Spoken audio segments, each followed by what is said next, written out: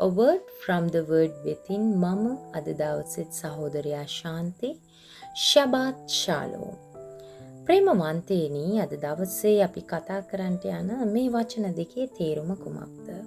ඒ වගේම යුදෙව් ජනතාව එකිනෙකා මෙම වචන වලින් ආචාර කරේ ඇයි? ඔබ කවදා හරි මේ ගැන සිතලා තියෙනවද? ඉතින් අද දවසේ අපි මේ සම්බන්ධව මුල සිට බලන්න සූදානම් වෙමු. ශබාත් මෙම වචනය සම්බන්ධ වන්නේ නැවතීම සහ විවේක ගැනීම යන අදහස් මතයි.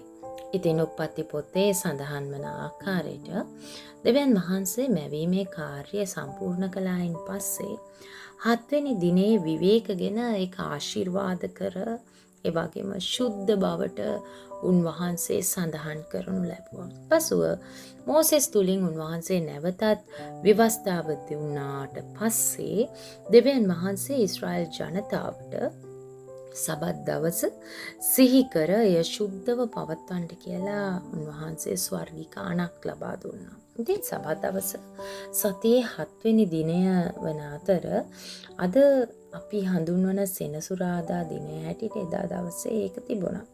ඉතින් සිකුරාදා හිරු බස යන වෙලාවෙන් ආරම්භ වෙලා සෙනසුරාදා හිරු අවරට බැස යන තෙක් කාලය මේ සඳහා ඔවුන් විසින් සඳහන් කරනු ලැබුවා. එසේනම් මිනිසුන් මොනවාද කරේ? ඔවුන් තම සාමාන්‍ය වැඩ කටයුතු මේ වෙලාවෙන් අතර කළා. ඒ වගේම එම දිනය වෙනුවෙන් ඔවුන් ඉතාමත් ලොකු සූදානමක් තමන් තුළ ඇති කරගත්තා සහ ඒ දිනය වෙන් කළා.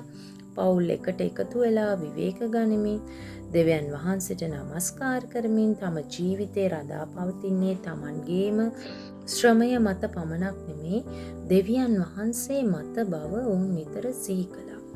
ඉතින් මෙතනින් තමයි මෙම සුන්දර ආචාරය ආරම්භ වෙන්නේ. ඉතින් ශබාත් ශාලෝම්. එහි සරලම අර්ථය තමයි සබත් සාමය. නමුත් ශාලෝම් කියන වචනය ඉතින් එහි අර්ථය හුදෙක් කරදරයක් නොමැති කමට වඩා බොහෝම ගැඹුරු අර්ථයක්ව අපිට පෙන්වා දෙනවා. ඉතින් ශාලෝම් කියන වචනේ අර්ථය පූර්ණත්වය, සම්පූර්ණ භාවය සහ යහ පැවැත්ම කියන සංකල්පනාවන් තුල අන්තර්ගත වෙලා තියෙනවා. ඒ කරුණු එනම් පූර්ණත්වය, සම්පූර්ණ භාවය, යහ පැවැත්ම කියන කාරණා මේ ඔස්සේ කතා බහට ලක් වෙනවා. ඉතින් යමෙකු ශබත් ශාලෝම් යයි පවසන විට ඇය ආශිර්වාදයක් ප්‍රකාශ කරනවා වගේම දෙවියන් වහන්සේගෙන් පැමිණෙන සාමය, විවේකය සහ පූර්ණත්වය ඔබ අත්විඳීවා.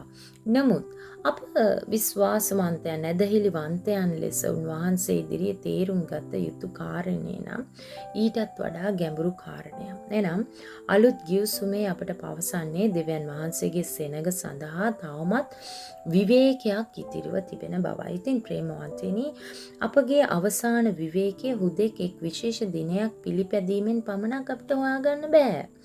ඉතින් අපගේ විවේකයේ සොයා ගන්න නම් අපි ක්‍රිස්තුස් වහන්සේ තුල උන්වහන්සේව විශ්වාස කිරීම තුල සහ උන්වහන්සේගේ නිම කළ කාර්යයන් තුල ස්ථීරව සිටිය යුතු බව උන්වහන්සේ අපිට පවසා තිබෙනවා.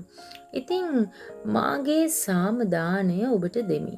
එබැවින් ප්‍රශ්නය හුදෙක් මම අද විවේක ගත්තාද? එහෙම නැත්නම් මම අද අවිවේකීව ඉන්නවද? යන්න කියන එක නෙමෙයි.